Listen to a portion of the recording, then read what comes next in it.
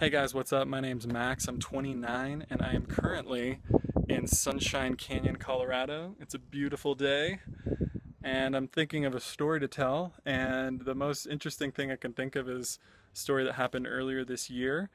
In February, I was living in Austin, Texas, and I wasn't super thrilled with everything that was going on there. So I decided to sell everything that I owned and live out of my car for a couple months. It's actually that red car right there.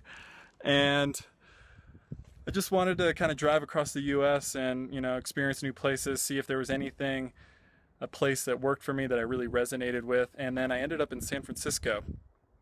And while I was there, I decided to do a little tourist thing and bike across the Golden Gate Bridge to a place called Sausalito, California. And that place is really interesting to me because that's where my favorite person who ever lived. His name was Allan Watts.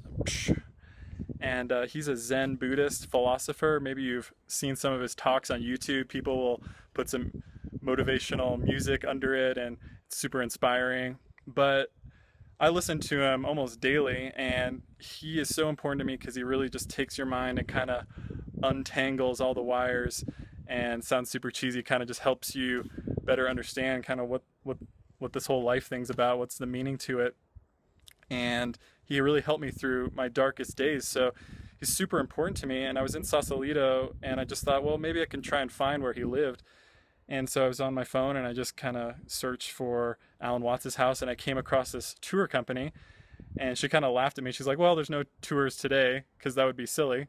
But if you go to this gas station, there's a guidebook, and in that guidebook is the location to Allan Watts' house. So I immediately felt like I was on some sort of quest.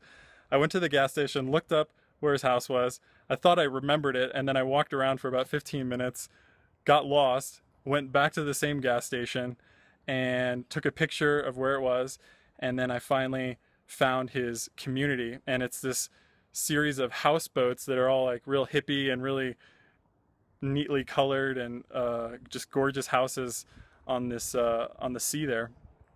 And so I finally found his house. It's called the Vallejo, and it was just super emotional for me just to kind of see where he lived and to hear the sounds he was hearing and the smells. And it was just a really important moment. And I actually went into the front, and there was a guy having a garage sale, and I go, "Hey man, is the Vallejo, is that open to walk around? Is it like a museum or anything?" And he's like, no, it's closed. Like somebody owns it. And I go, well, that's too bad because somebody really important to me lived there. And he goes, Allan Watts. And I go, yeah, that's it. And he kind of looks around and he goes, here, come on this way. And he goes over to this jade plant and he sneaks and steals a little transplant from it and gives it to me. And he goes, Allan Watts planted this 40, 50 years ago.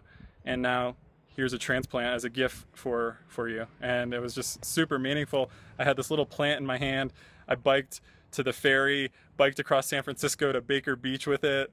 I drove across the western US to Colorado with it in my car and a little paper towel, and then finally ended up right here. So there it is, a little piece of Allan Watts. And yeah, just it's just a symbol to me of his ideas, and hopefully I can grow his ideas because they were so important to me, just like this little plant here. So I'm Max, that's my story. Have a great day.